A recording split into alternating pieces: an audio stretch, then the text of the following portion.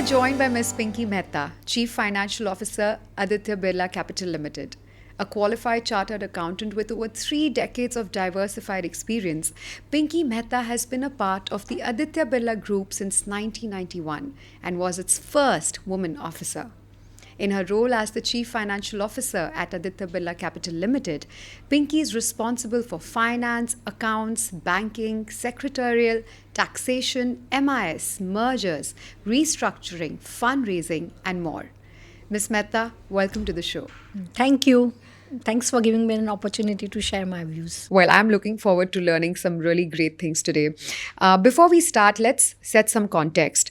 The average life expectancy of women in India has grown from 70.7 years between 2014-2018 to 71.1 years between 2015 and 2019. Now, a 0.4-year jump in life expectancy may not seem like a lot, but as living standards across the country continue to improve with access to better healthcare, one could say that a longer life expectancy indirectly also impacts the expenses. Now, according to you, are there any particular expenses that we need to account for in our retirement years? It's a very good question. You see, as we age, the healthcare expenses are tend to rise significantly, it's a natural progressions, the data backs up this also. Women, if they are in the age of 25 to 35, what is their priority is to get a home, After 35 to 45, then your children's education becomes a priority, And post 45, the medical expenses becomes the topmost priority. Though everybody feels it that we have to be fit, but depends upon that how that what kind of disease and all you are getting. So definitely you have to prepare for the same.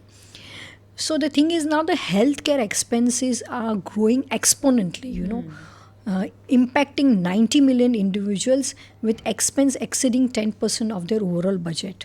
Even the World Bank is so much concerned about this rising healthcare cost, 65% of the health expenditure in India is financed out of pocket. If I tell you, earlier the people were thinking, why to take a health insurance policy? The premium is going waste. But I think the corona and the COVID has taught us that you should be adequately, insured. Because many, those who would have not and got the corona, they have expensed out of their pocket, Now let's talk about the retirement planning, We should be mindful that rising medical expenses are there. So accordingly, you should be adequately covered by way of an insurance. And which requires a topmost the considerations when you plan out all your, the retirements, your investments, that something needs to be kept apart for your medical exigencies. Wherever it is required, you should be able to spend instead of depending upon the others. Fabulous. That is such great insight. Now, we've also noticed with the passing decades that more women are taking up the role of homemakers as well as being breadwinners. Now, it is, of course, amazing to see that women today have the choice to decide.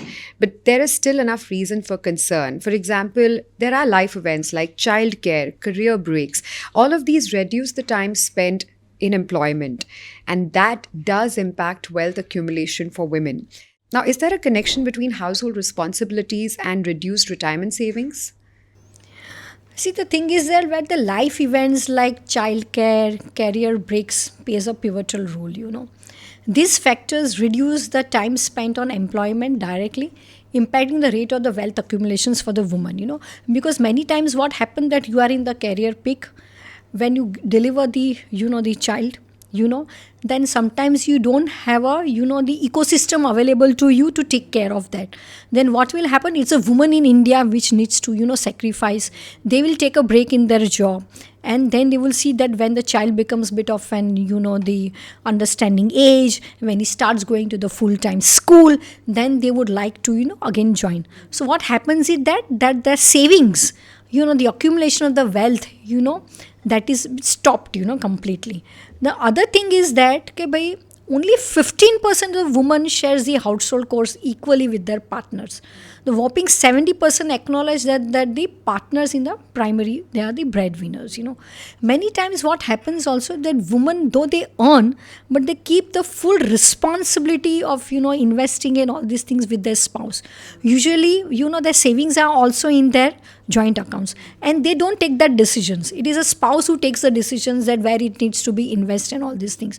So I think the woman today has to learn that apart from earning, that how to take a equal part, more important, or a front runner in your deciding about their investment plans. And they have to don't put all the eggs in the one basket, but they should try to put in a different basket depending upon the short term requirement, the long term requirement, and accordingly start taking their own independent decisions. Fabulous. After this, we should take our listeners into the mindset that is required for planning for retirement. What are the things that one should do or consider when they are starting out their retirement planning? See, the thing is that many avenues are open.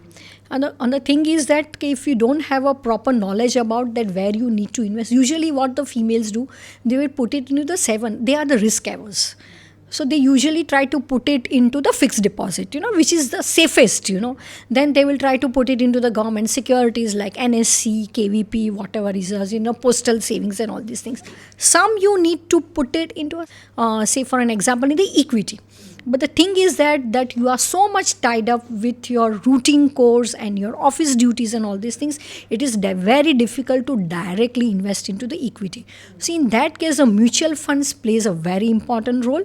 You start with a SIP in the good funds, So every month you deposit a few amount in the fund, and they will be playing an important role on your behalf to invest in the right script and all these things and giving you a good return, The thing is that something you should invest in the life insurance policy also, which will be covered up in your old age. You get some pensions, you get some annuity and all these things when you retire, So you have a fixed monthly income. So you don't have to depend upon anybody else, neither on your spouse or neither on your children, which takes care of your routine personal expenses on a monthly basis, So accordingly, you need to plan in a way that you take few of the risk. Few of the things have been kept for the fixed income that you get the return, because you will be retired, you will be getting your PF fund, you will be getting your superannuations fund, you will be getting your gratuity fund.